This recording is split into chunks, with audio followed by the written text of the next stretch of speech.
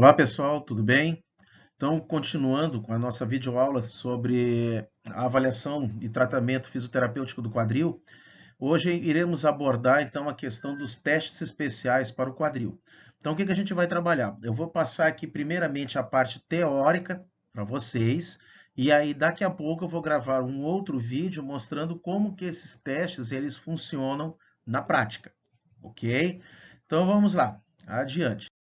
Então vejam que, como a gente comentou na aula de ontem, o quadril ele é uma articulação muito estável. Então é uma articulação que, se a gente for observar ela, juntamente com o joelho, essas articulações elas sofrem muito no que diz respeito à distribuição de cargas. Ok?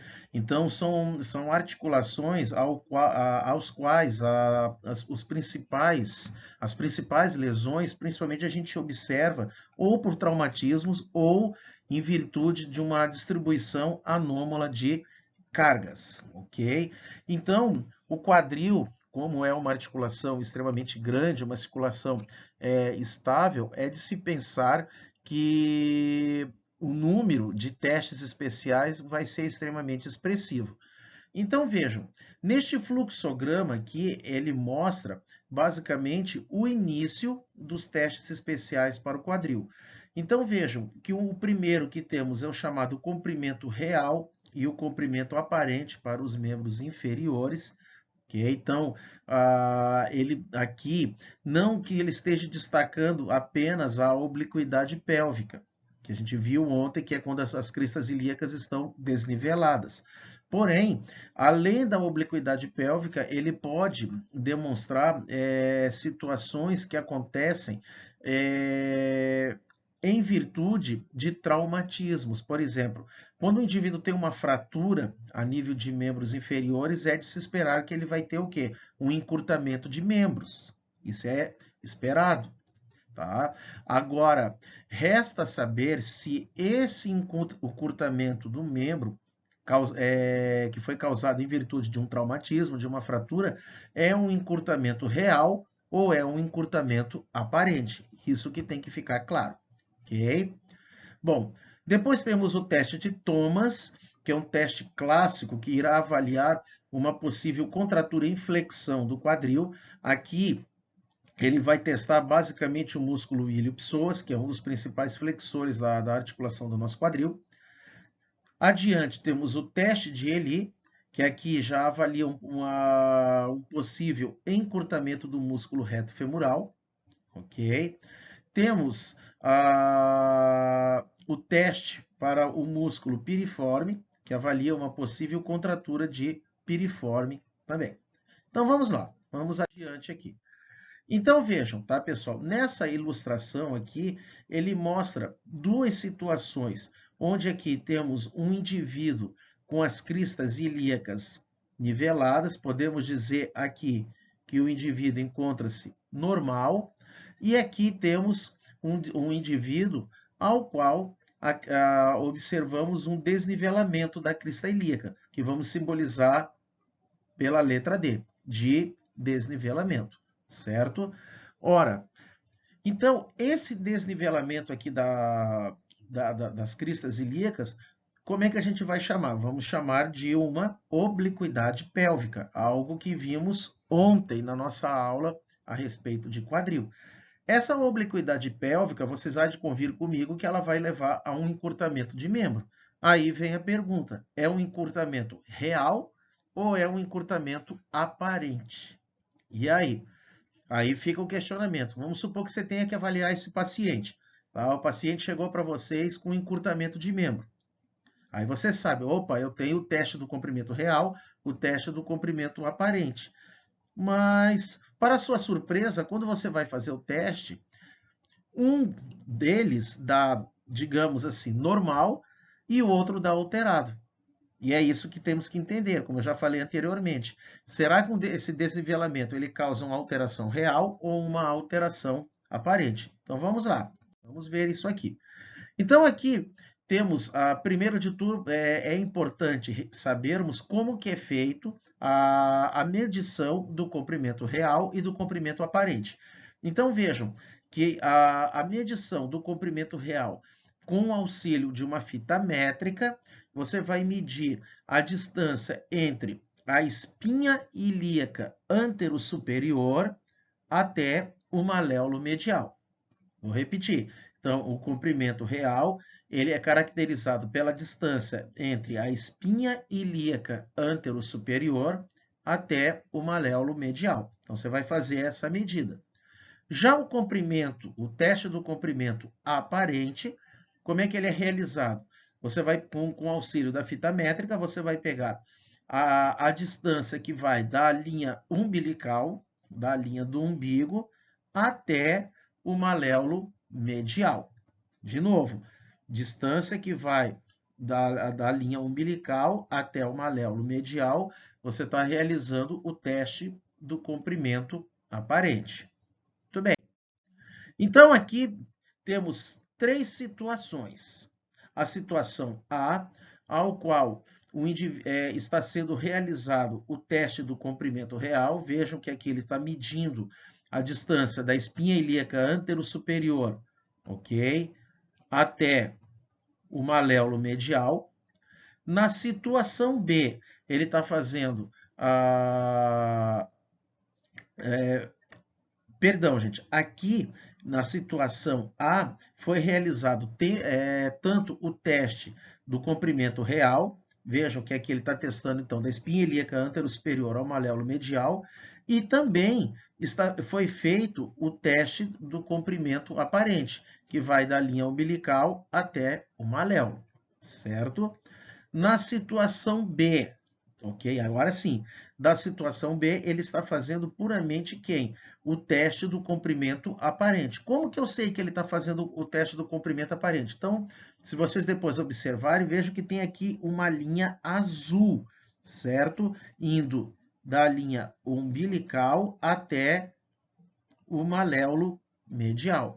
Então, aqui foi realizado o teste do comprimento real e o aparente. Nossa, parece que eu estou com Parkinson aqui, ainda não me adaptei com isso aqui ainda, tá, gente? Desculpe os trimeliques ali, mas tudo bem, vamos lá. Aqui foi realizado o teste, então, do comprimento aparente, tá melhorando. E na situação C, ok? Aqui sim temos quem? Puramente o teste do comprimento real. Que horas para o celular ficar fazendo notificação? Então, vamos lá, hoje tá legal aqui. Então vejam que o teste do comprimento real, ele vai então da espinha ilíaca antero-superior até o maléolo. Bom, então vejam, tá, pessoal? O que a gente pode tomar como explicação aqui? Então vejam, na situação A, o comprimento, tá? O comprimento real e o comprimento aparente, eles não apresentam diferenças. Então, um exemplo, se você for fazer o teste do comprimento real com o do comprimento aparente, praticamente os valores são os mesmos, tá? Agora, vamos passar para a situação B. Observem que na situação B, o que está acontecendo aqui? Ó, o indivíduo está apresentando uma obliquidade pélvica. Observem que a crista ilíaca do lado direito ela está desnivelada em comparação ao do lado esquerdo, certo? Então, atenção, gente. Nesta situação, se você for realizar o teste do comprimento real, basicamente será simétrico, tanto do lado esquerdo quanto ao lado direito. Estou me referindo ao real. Por outro lado, se você realizar o teste do comprimento aparente, você vai observar uma diminuição do comprimento, principalmente do comprimento do membro inferior direito, em comparação ao membro inferior esquerdo, ok? Bom, então o que isso acontece? Essa alteração, essa diminuição aqui, vamos ter então uma diminuição no comprimento aparente em virtude de uma obliquidade pélvica, tá? Então vejam, gente, o que que pode levar a uma obliquidade pélvica? Vamos relembrar a aula de ontem. Contraturas, ok? Principais são as principais contraturas do quadril, contraturas em adução e em flexão. Aqui, uma situação que é clássica, que leva a uma obliquidade pélvica, são as escolioses, ok? Então vejam, por que o nome aparente, tá, pessoal? O indivíduo apresenta um encurtamento, porém não é um encurtamento real. Sempre que a gente falar em encurtamento real, o próprio nome já está dizendo, é algo que está acontecendo realmente. Aparente parece, mas não é. Tá? Então vejam, isso aí eu observo muito, às vezes até no estágio. O aluno vai lá, faz o comprimento real, o aparente, causa dúvida. Ah, professor, o paciente que eu avaliei no comprimento, no teste do real, praticamente foi simétrico, mas deu alteração no aparente. Faz a resposta. Testa na outra vez, pergunta se o paciente não tem alguma alteração. O aluno vai ver, o paciente tem escoliose. Ok? Mas o paciente tem encurtamento da musculatura adutora. Isso pode levar a um encurtamento? Sim, vai levar a um encurtamento, porém é um encurtamento de origem aparente. Vejam, tá, pessoal? Quando a gente fala em obliquidade pélvica, em alteração do comprimento aparente, anotem aí, normalmente acontece por situações biomecânicas, tá? Vou repetir. Normalmente a alteração no comprimento aparente acontece em virtude de alterações biomecânicas. Quais seriam essas alterações biomecânicas? As contraturas, os encurtamentos musculares, escolioses, tá? Que é como se fosse assim, é algo que é estrutural, não é no osso, digamos assim. Deu para entender, gente? Olhem só. Agora, em contrapartida, vamos passar para o teste do comprimento real. Então, observem. Vamos supor que esse indivíduo ele sofreu um traumatismo no fêmur. Ele vem de uma fratura exposta de fêmur. Ora, vocês hão de convir comigo que uma fratura, tá? Isso a gente vai conversar muito semestre que vem na traumatologia, mas uma fratura, ela vai ao que pode levar? Uma das principais consequências é a alteração do comprimento do membro, tá? Então vejam, você foi ali como fisioterapeuta, fez o teste do comprimento aparente, você observou que o comprimento é simétrico, tanto para o lado direito quanto para o lado esquerdo. Em contrapartida, quando você faz, por exemplo, o teste do comprimento real, vamos supor que ele teve uma fratura do fêmur esquerdo, você nota ali algumas diferenças. Você nota ali, sei lá, uns 4, até estou exagerando, tá, pessoal? É só para questões assim hipotéticas, questões didáticas. Vamos supor que você observou uma diferença de 4 centímetros do membro inferior esquerdo em comparação ao direito. Então, o membro inferior esquerdo é 4 centímetros mais curto em comparação ao direito. Bom, gente, só um minutinho. Deixa eu tirar aqui esse, porque senão vai ficar atrapalhando. Pronto. Então, o que, que acontece? Este encurtamento, resta-nos saber agora se essa diferença de 4 centímetros é uma diferença real ou é uma diferença aparente. Então, resposta real, tá, gente? Então, o que que acontece? Alterações no comprimento real normalmente acontece em virtude de traumatismos. O próprio nome já está dizendo, é real, é no osso, tá? Então, se o indivíduo ele apresenta vamos supor, vem de uma fratura. Aqui eu estou dando como exemplo o fêmur, tá, gente? Pode ser também na tíbia, tá? No membro inferior, pouco importa, ok? Mas se ele, por exemplo, vem de um traumatismo, é de se esperar que ele vai apresentar uma alteração no comprimento real. Se você fizer o comprimento aparente, vai ser simétrico. Resumindo, tá, gente? Alterou no comprimento aparente.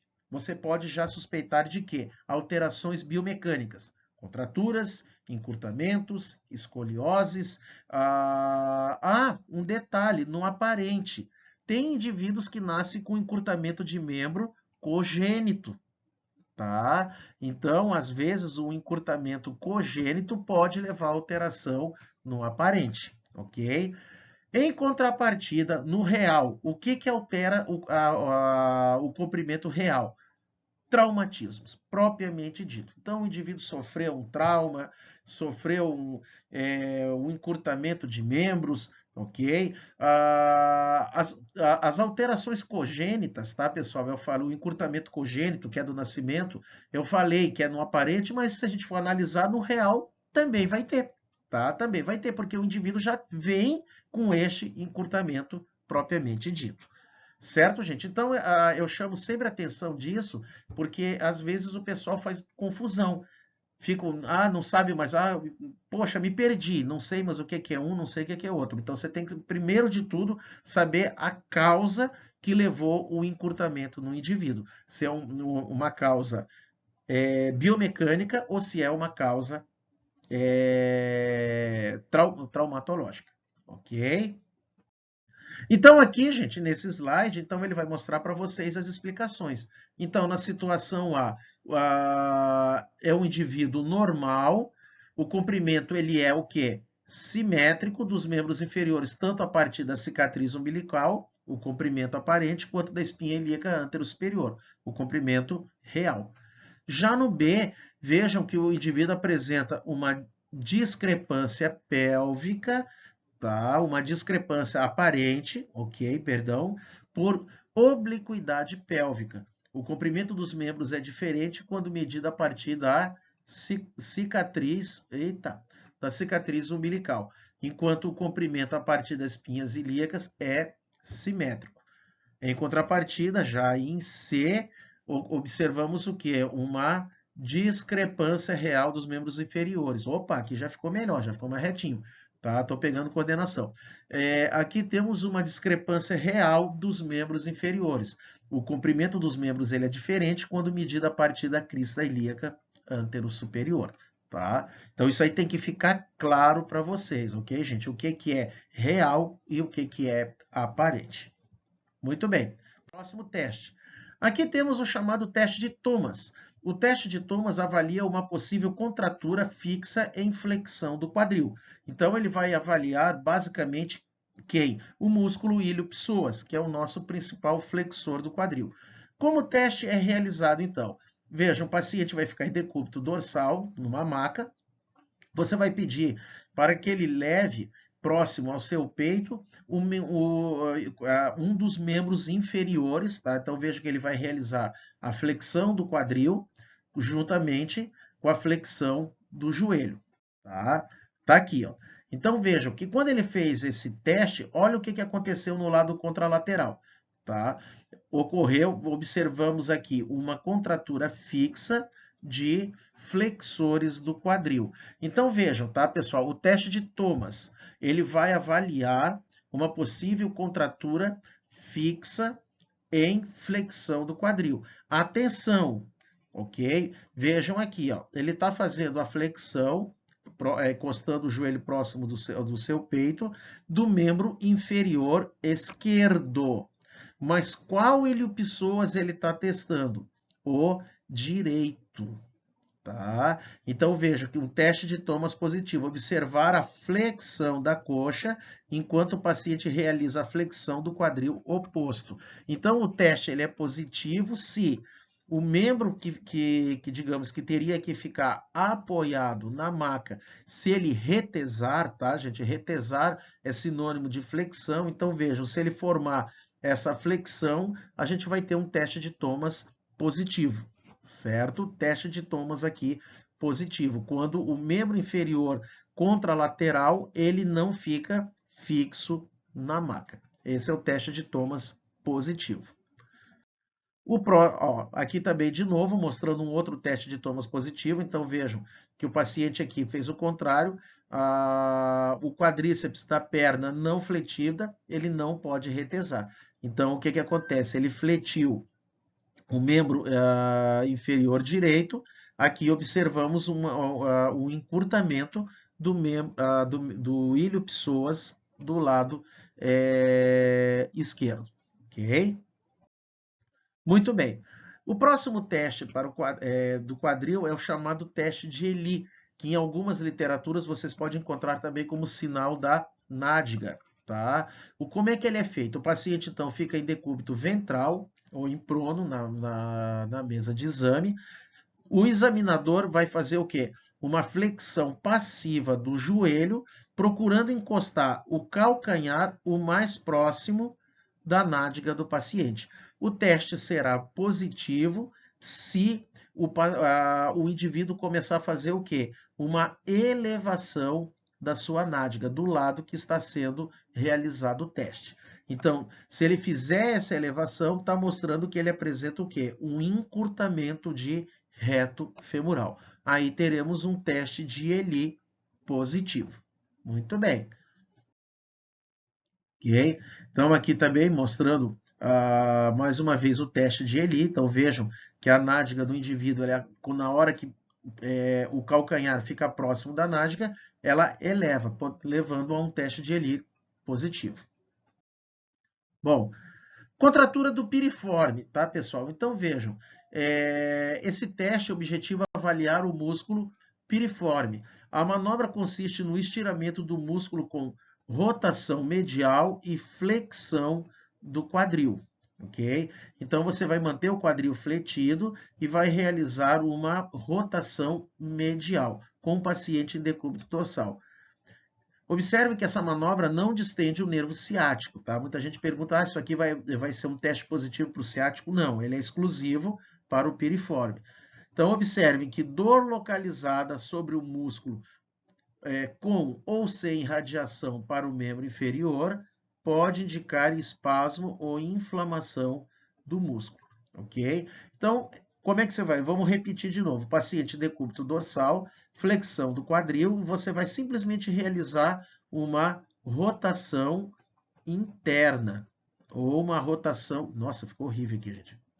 Vamos fazer melhor aqui. Agora sim, uma rotação interna, ok? Então vai ser o quê?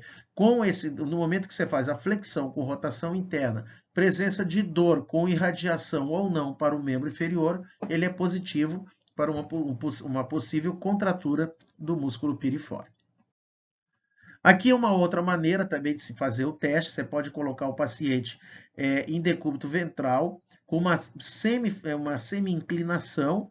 Uma mão você vai estabilizar a crista ilíaca e com a outra você vai fazer uma tração para baixo. O teste também é positivo dentro da ocorrência de dor. Então, tanto o primeiro teste quanto o segundo podem ser testes sugestivos para o músculo piriforme. Continuando com os testes, tá, pessoal? São bastantes. Então, temos o teste de Ober, que vai avaliar uma possível contratura da banda iliotibial. O sinal de Trípode avalia uma possível contratura de isquiotibiais. O teste de Patrick-Fabre, que é um teste que avalia a integridade articular do quadril. E aí temos o chamado teste de Trendelenburg, que avalia um possível encurtamento de glúteo médio. Vamos lá.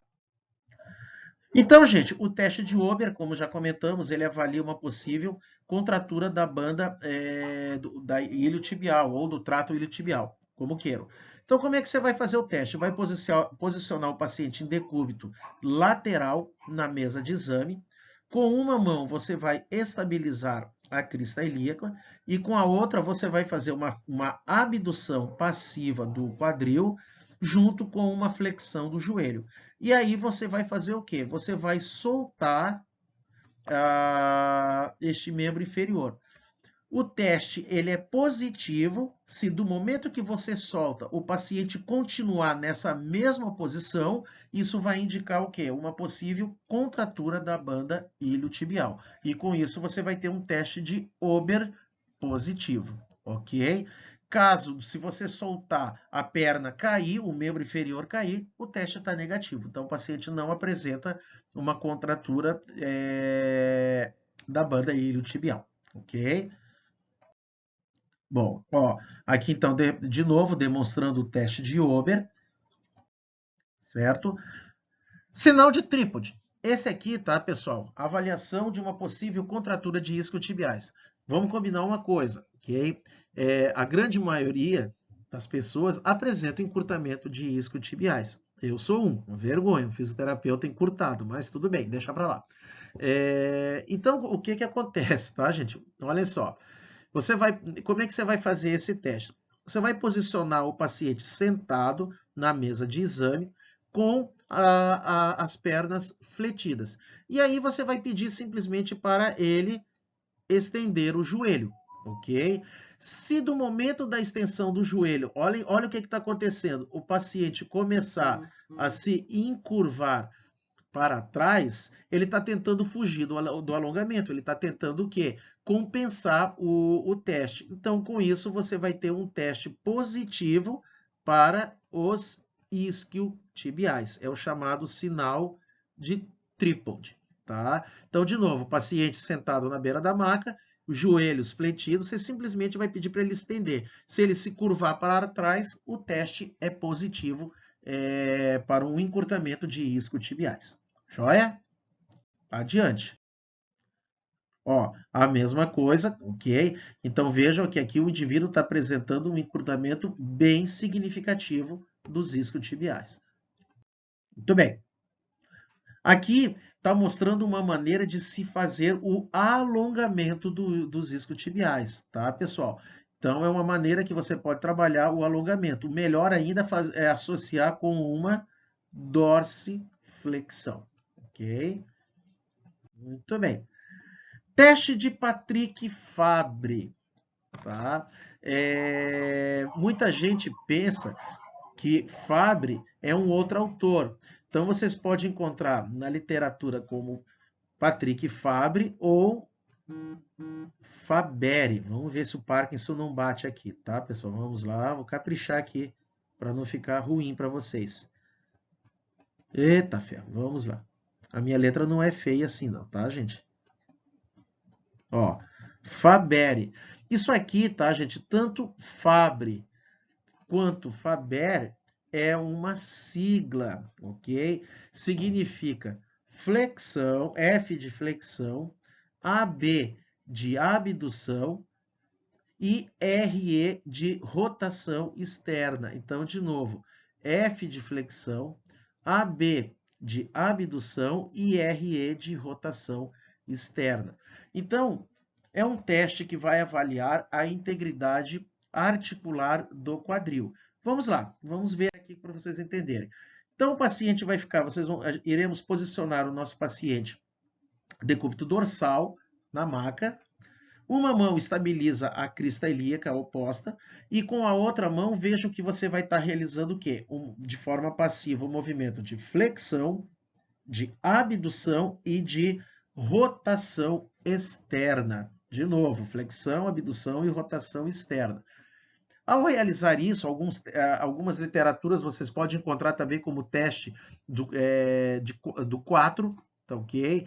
Você pode também fazer esse teste com o paciente em pé, realizar, só que daí é de forma ativa, só que o nome já não é Patrick Fabre, se não me falha a memória, é teste de Gaesley, ok? Depois eu vou pesquisar menor, mas acho que é o teste de Gaesley, ok? E o que vai acontecer? Do momento, tá, gente? Esse aqui é um teste importante. Se durante a realização desse teste o paciente relatar dor na articulação do quadril, ok? Isso pode ser sugestivo de quê? De uma doença degenerativa do quadril, uma artrose, pode ser sugestivo de uma lesão de labro acetabular, um impacto fêmuro-acetabular, uma fratura de acetábulo, uma lesão de cabeça femoral. Então, todas essas situações que eu listei, que eu acabei de citar para vocês, podem levar a um teste de Patrick Fabre positivo, ok?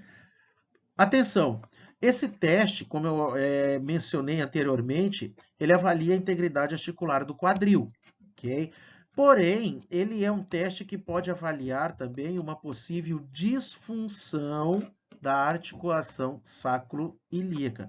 Vou repetir, além de alterações da integridade da articulação do quadril, esse teste ele também pode avaliar uma possível lesão na articulação sacroiliaca.